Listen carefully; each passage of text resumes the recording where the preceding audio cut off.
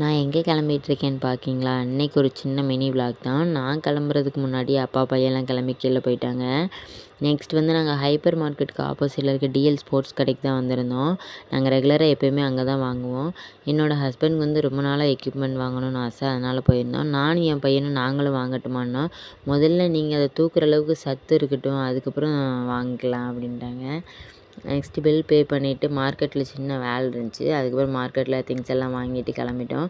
நான் இருடா அப்பா கூடன்னேன். அவன் என் கூட வலுக்கட்டாயமாக வந்தான். அதனால் அவனை தேங்காயை தூக்க விட்டுட்டேன். அப்புறம் ரொம்ப தாகமாக இருந்துச்சு அப்படின்ட்டு கரும்புச்சாறு கடையில் நிப்பாட்டிட்டோம். என் பையனை பாருங்கள் என்கிட்ட பிடுங்கி குடிச்சிட்டு இருக்கிறான்.